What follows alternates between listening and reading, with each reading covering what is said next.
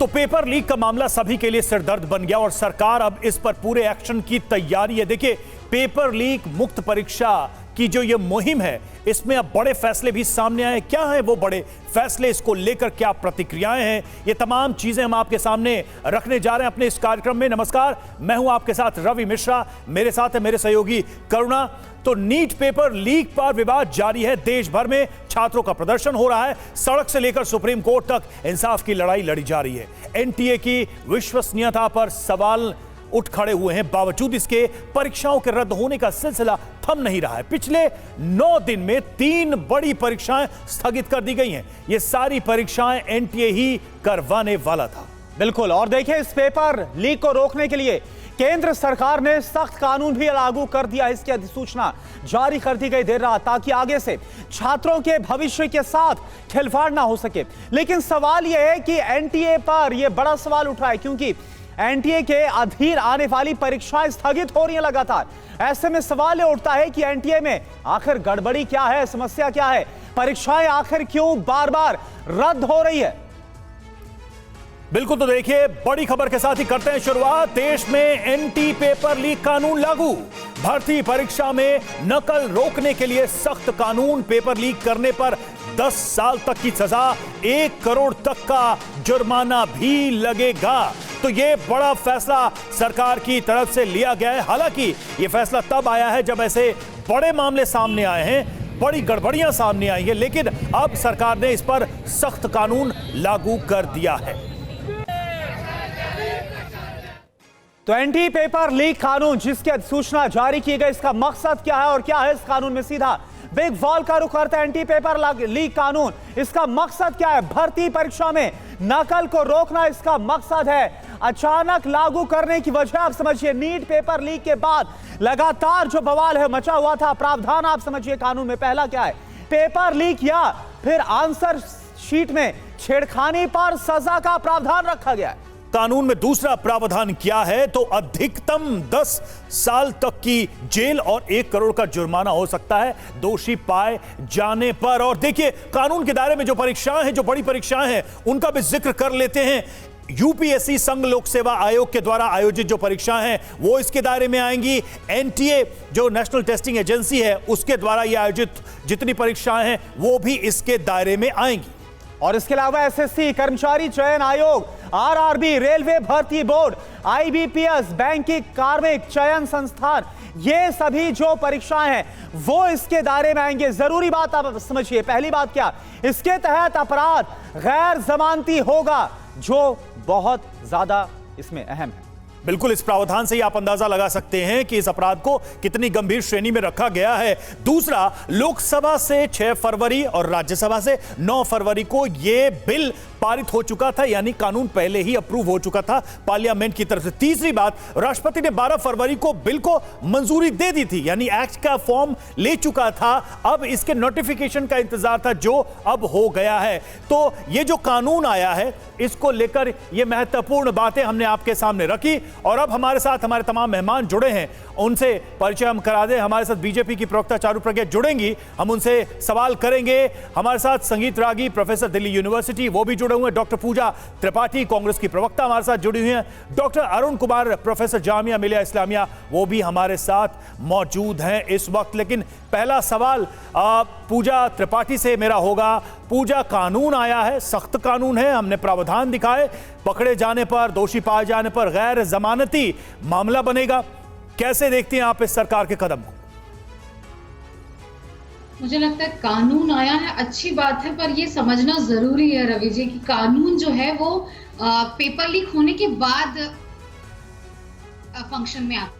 आपको पूरी की पूरी व्यवस्था दुरुस्त करनी पड़ेगी। हम देख रहे हैं बिहार में पेपर लीक हुआ है, झारखंड में पेपर लीक हुआ है, गोधरा में पेपर लीक हुआ है, तो और ऊपर से लेकर नीचे तक पूरा का पूरा एक नेक्सस है हर राज्य को जोड़ता हुआ, जिसमें पेपर लीक का संगठित माफिया ऑपरेट कर रहा है। उस प्रोसेस को दुरुस्त करने के लिए क्या कदम उठाया गया है, सरकार नहीं बताई। सरकार कह रही कि बिहार जैसे एक दुख के मामले हो गए हैं। ये बिहार जैसे एक दुख के मामले नहीं है, ये पूरा का पूरा एक संगठित गैंग है जो पेपर लीक करा रहा है। और सबसे बड़ी बात, नीट के 24 लाख बच्चे, नेट के 9 लाख बच्चे, और कल यूजीसी CSIR का परीक्षा का पेपर लीक, परीक्षा कैंसिल हुई है, उसमें मुझे लगता है कि सरकार की जवाबदेही कहाँ है। आज जब नीट के सारे 24 लाख बच्चे रीनीट की डिमांड कर रहे हैं, वो कह रहे हैं कि एग्जाम फिर से बनाए, क्योंकि अगर एक पेपर भी लीक होता है यहाँ तो एक दो पेपर सेंटर से 6 बच्चों के टॉपर आने की खबर आई है, किसी को रात में रटवाया जा रहा था, कहीं का प्रिंसिपल लिप्त था, तो पूरा का पूरा जो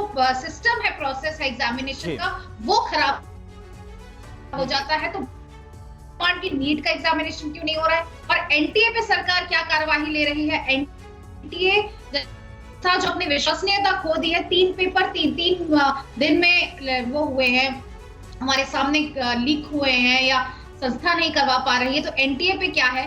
तो ये बिल अच्छी बात है, बिल के प्रावधान कड़े हैं, लेकिन सरकार इस प्रोसेस को दुरुस्त करने के लिए क्या कदम उठा रही है, वो हम सभी बच्चे इस पर जवाब ले लेते हैं। चारू प्रज्ञा भी हमारे साथ अब जुड़ चुके हैं बीजेपी से। चारू प्रज्ञा जी, देखिए जो लोक परीक्षा कानून है वो ला दिया गया, एंटी पेपर लीक कानून, लेकिन जिस तरह से कांग्रेस की तरफ से ये सवाल उठाया जा रहा है कि भाई बहुत अच्छी बात है कानून लाया गया है, लेकिन क्या इससे पेपर लीक जैसे मामले रुक जाएंगे? इस पर अब भी उनका संशय बरकरार है, आप क्या कहेंगे? नमस्ते। और बहुत अच्छी बात है कि फाइनली कांग्रेस को परवाह हो रही है कि हमारे देश में छात्रों को किसी बात से समस्या है। इस समस्या का समाधान करने के लिए हमारी सरकार ने एक्शन फरवरी में ही ले लिया था, वो नोटिफाई अब हुआ है, फरवरी में ये एक्ट पास हो गई थी और ये बहुत ही स्ट्रिक्ट एक्ट है। मैं सबको बता दूं, इसमें बड़ा जेल का टर्म है जो 10 साल तक का भी हो सकता है, इसमें फाइन भी 1 करोड़ रुपए तक का हो सकता है। तो बहुत ही सीरियस एक्ट है, स्ट्रिक्ट एक्ट है और पेपर लीक जैसी चीजों के लिए 0 टॉलरेंस पॉलिसी है। हमारे शिक्षा मंत्री ने भी जिस तरीके से बात करी, जैसी प्रेस कॉन्फ्रेंस ली, सब पत्रकारों के सवालों का बहुत ही अच्छे से जवाब दिया, वो भी आपको दिखाता है हमारी जो इंटेंशन है टुवर्ड स्टूडेंट्स वो कितनी ऑनेस्ट है, वो कितनी डेडिकेटेड है। कांग्रेस से पूछना चाहूंगी, इसी तरीके की प्रेस कॉन्फ्रेंस एक राहुल गांधी ने भी ली थी और राहुल गांधी से तो जो नेगेटिव सवाल पूछे गए थे उन पत्रकारों को बीजेपी के एजेंट का करार दे दिया गया था।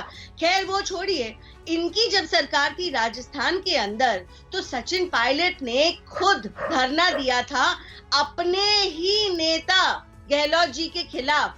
तो अपनी ही सरकार में सचिन पायलट ने इस बात का धरना दिया था। ठीक है चारू, लेकिन सवाल ये भी उठाए जा रहे हैं कि नोटिफिकेशन आने में इतना वक्त क्यों लग गया, तब जबकि सरकार को अंदाजा था, एनटीए को अंदाजा था कि ऐसी स्थिति हो सकती थी। आप सख्त कानून ऑलरेडी बना चुके थे, पास करवा चुके थे, लेकिन नोटिफिकेशन तब आया है जब इतना बड़ा स्कैम देश के सामने है, इतने लाखों बच्चों के करियर के साथ खिलवाड़ हो चुका है। हम लौटेंगे, इसका जवाब भी जरूर आपसे हम चाहेंगे। और देखिए, सीएसआईआर यूजीसी नेट की परीक्षा स्थगित हो गई है और 25 से 27 जून को होने वाली थी परीक्षा। एनटीए ही इस परीक्षा को कराता है। परीक्षा स्थगन की वजह संसाधनों की कमी बताई गई है। एनटीए ने कहा है कि अपरिहार्य कारणों से परीक्षा स्थगित की गई है। ये कारण बताया गया है।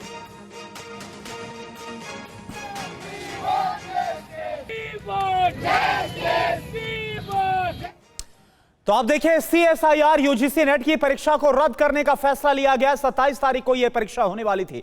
अब वजह क्या है आप जानिए, और कब होनी थी परीक्षा, किसके अधीन, ये सब कुछ आता है, पूरी इंफॉर्मेशन आपके सामने। दरअसल कहा यह जा रहा है कि रिसोर्सेज की कमी की वजह से 25 से 27 जून के बीच जो परीक्षा होने वाली थी, इसको रद्द करने का फैसला एनटीए की तरफ से लिया गया। परीक्षा की नई तारीख का बहुत जल्द ऐलान होगा। अब परीक्षा का मकसद क्या होता है सीएसआईआर यूजीसी नेट परीक्षा का, यह आप समझिए। दरअसल जूनियर रिसर्च फेलोशिप और इसके साथ साथ जूनियर प्रोफेसर की जो नियुक्ति है वो इसके आधार पर होती है। और देखिए, सवालों में एनटीए छात्रों के भविष्य पर इसका असर है और एनटीए पर सबसे ज्यादा सवाल उठाए जा रहे हैं। जरा इस पर भी हम गौर करते हैं। देखिए, नीट पेपर लीक हुआ और उसके बाद से ये सारा विवाद सामने आया है। एनटीए को लेकर देखिए बड़े सवाल हैं, छात्रों का भविष्य जो है वो अधर में लटक गया इस वजह से। पहली बात तो यह कि नीट पेपर लीक हुआ, 24 लाख छात्रों का भविष्य इससे दांव पर लग गया। वो जो छात्र कड़ी मेहनत से पढ़ाई करते हैं इस परीक्षा के लिए, उन पर असर पड़ा। दूसरा, यूजीसी नेट की परीक्षा रद्द की गई, 9 लाख से ज्यादा छात्रों का भविष्य है वो भी संकट में आ गया। और अब आप देखिए, CSIR यूजीसी नेट परीक्षा को भी स्थगित करने का फैसला लिया गया। इससे हुआ क्या है, 2 लाख से ज्यादा छात्रों ने इसके लिए आवेदन किया था, लेकिन अब यह परीक्षा भी रद्द की गई। 2 लाख से ज्यादा छात्रों पर असर। और साथ ही नेशनल कॉमन एंट्रेंस टेस्ट की बात की जाए, 29,000 छात्रों ने इस परीक्षा को दिया था। बिल्कुल, और खास बातें कुछ हैं उस पर भी गौर कर लेते हैं। तीनों परीक्षाओं में 35 लाख से ज्यादा हैं छात्र, और छात्रों के भविष्य पर यह संकट मंडरा रहा है। आप देखिए, बड़ी संख्या है छात्रों की और उनके भविष्य पर यह प्रश्न चिन्ह लगता नजर आ रहा है। ये अपने आप में हैरान करने वाली बात है। संगीत रागी साहब, अगर मैं बहुत ईमानदारी से यह सवाल करूं तो क्या एनटीए को इसके लिए रिस्पॉन्सिबल नहीं ठहराया जा सकता, या फिर जमीनी स्तर पर कुछ चिंटू पिंटू मिंटू को पकड़ के मामला रफा दफा कर दिया जाएगा? लाखों छात्रों की बात है, बिहार से कुछ लोग पकड़े जाते हैं। क्या यह संभव है कि बहुत लो लेवल के लोग इतना बड़ा रैकेट चला रहे हैं कि सरकार के पसीने छूट गए, नैतिक जिम्मेदारी ले रहे हैं शिक्षा मंत्री, और सरकार को पता ही नहीं था? संगीत रागी जी। देखिए, जैसा कि कांग्रेस के प्रवक्ता ने भी कहा, ये सवाल सिर्फ किसी पॉलिटिकल पार्टी का नहीं है। ये सच्चाई है कि ये एनटीए का एक फेलियर है, इसमें हमें स्वीकार करना चाहिए। और संभवतः ये फेलियर इसलिए नहीं है कि एनटीए की संभवतः ये मंशा रही है ऐसी। एनटीए जैसे 4000 सेंटर्स इसके हैं, और वो 4000 सेंटर जो है वो प्राइवेट इंस्टीट्यूट से लेकर के सभी को दिया जाता है। विश्वसनीयता उनकी हो सकता है कि एनटीए के कुछ लोग इसमें मिले हुए हों, मैं ये नहीं कर सकता, मेरे पास कोई जानकारी नहीं है। लेकिन जिस बड़े पैमाने पर करता है, यदि वो सेंटर के लोग ईमानदार नहीं होंगे तो कोई भी परीक्षा सफल नहीं हो पाएगी। और जैसा कि कांग्रेस के प्रवक्ता ने भी कहा, ये बात बहुत सही है। आप देखे होंगे हर राज्य में हुआ है, अरुणाचल प्रदेश से लेकर के, राजस्थान से लेकर के, पंजाब से लेकर, चाहे वो कांग्रेस शासित राज्य हो चाहे बीजेपी। इसलिए इसको जैसे ही ये राजनीति इसमें आएगी, ये राजनीति की भेंट चढ़ जाएगी। यदि वाकई हम इसको सुधारना चाहते हैं और इसके प्रति वाकई कंसर्न है, तो इसको राजनीति के विमर्श से बाहर निकाल दीजिए। देश के बच्चों के भविष्य को ध्यान में रखते हुए इस पर बात करनी चाहिए कि एक बहुत बड़ा माफिया है जो पूरे देश में है, और इसका कोई बहुत बड़ा सरगना होगा, जिसका कोई मुखिया होगा, और इसमें बड़े बड़े लोग होंगे, मंत्री से लेकर के संतरी तक हो सकते हैं, स्थानीय लोग भी हो सकते हैं, और बड़े बड़े राजनीतिक से लेकर के बड़े बड़े ब्यूरोक्रेट्स इसके हिस्से हो सकते हैं, कुछ भी हो सकता है। मुझे जानकारी नहीं है, लेकिन ये ऐसा कैसे हो सकता है कि राजस्थान में भी हो जा रहा है, 12-12 हो रहा है, उत्तर प्रदेश में हो जा रहा है, और कोई भी सरकार हो, चाहे वो अखिलेश यादव की सरकार हो, चाहे योगी की सरकार हो, चाहे नीतीश की सरकार हो, चाहे लालू प्रसाद यादव की सरकार हो, झारखंड में तो कांग्रेस पार्टी और गठबंधन की सरकार थी। तो इसको इस नजरिए से हम, टीआरपी के नजरिए से हम यदि इसका विश्लेषण करें जाए तो हम चीख चीख करके बहुत चीजें बोल सकते हैं। लेकिन महत्वपूर्ण बात है, इसकी गंभीरता को ध्यान में रखिए कि जो बच्चे मेहनत कर करके एग्जाम के लिए जाते हैं और उनका जब ऐसा हाल होता है, कितने माँ बाप ने अपने पेट की रोटी जो है अपनी सुख सुविधाओं की आहुति दे करके बच्चों को शहरों में कोचिंग के लिए भेजते हैं, जहां वो 12 महीने 14 महीने लाखों लाख रुपए खर्च करके होते हैं, और जब उनका एग्जाम कैंसिल हो जाए, उनको 2 महीने के लिए भी यदि अतिरिक्त रुकना पड़ता है तो बिल्कुल। और संगीत रागी जी, वो आक्रोश, वो गुस्सा, वो उबाल हम छात्रों का देख भी रहे हैं। जिस तरह से नीट पेपर लीक हुआ और उसके बाद जबरदस्त तरीके से अलग अलग शहरों से तस्वीरें निकलकर सामने आ रही। डॉक्टर अरुण कुमार भी हमारे साथ मौजूद हैं। डॉक्टर अरुण कुमार जी, सवाल मेरा यह है आपसे, देखिए अगर आंकड़ों पर नजर डालें तो बीते 6 महीने में 4 पेपर लीक के मामलों का सामने आना। आप यूपी कांस्टेबल परीक्षा की बात करें, उसमें जो पेपर लीक हुआ, इसके बाद जो उसका एक आरोपी विदेश तक भाग गया, यह तक हो जाता है, तो कानून तो ला दिया गया, लेकिन अगर सिस्टम में इतनी बड़ी लापरवाही होगी, इतनी बड़ी गड़बड़ी होगी, तो क्या वाकई में कानून का जो मकसद है वो पूरा हो पाएगा, आपको लगता है? जी, मेरा नाम अरविंद कुमार बिल्कुल, इसको करेक्ट करवाना चाहूंगा। बिल्कुल जी। अरविंद जी। जी जी जी बहरहाल मैं आपके स्टूडियो में आता रहा हूं, और बात चूंकि मैं पॉलिटिक्स का छात्र हूं तो पॉलिटिक्स से शुरू करूंगा। अभी एक बड़े बुद्धिजीवी हैं योगेंद्र यादव जी, उन्होंने कहा था कि ये सरकार तो बन गई पर मोदी जी का एक बाल चला गया। अब ये दिख रहा है, पिछले 10 साल में प्रधानमंत्री जी ने जितने इंटरव्यूज नहीं दिए होंगे उतने इंटरव्यू उन्होंने 10 दिन में दिए चुनाव के दौरान। और उन्होंने कहा था कि 100 दिन में जैसे ही सरकार बनेगी युवाओं के लिए बहुत कुछ होने वाला है।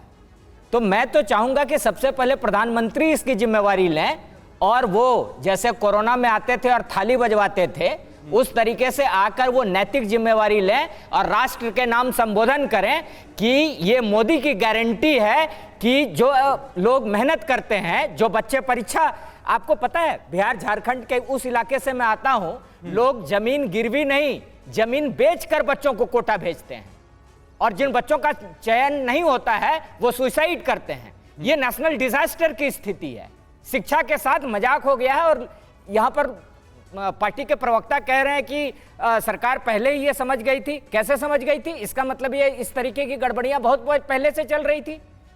मैं भारत के एक सेंट्रल यूनिवर्सिटी में पढ़ाता हूं, हम लोग एंट्रेंस कराते हैं। मैं खुद एंट्रेंस एग्जाम का असिस्टेंट सुपरिटेंडेंट रहा हूं जी। वो 1 महीना समीर जी मैं बताऊं, मतलब रात को नींद खुल जाती थी कि कहीं कोई चूक ना हो जाए। 9 बजे एग्जाम है, हम 7 बजे 6 बजे 5 बजे निकलते हैं। लेकिन अरविंद जी नहीं समझिए, आप मूल सवाल पे आते हैं। मूल सवाल ये है एनटीए की जरूरत क्यों पड़ी? आप प्राइवेट एजेंसी को, सारे सरकारी संस्थान अपने एंट्रेंस पहले से कराते थे।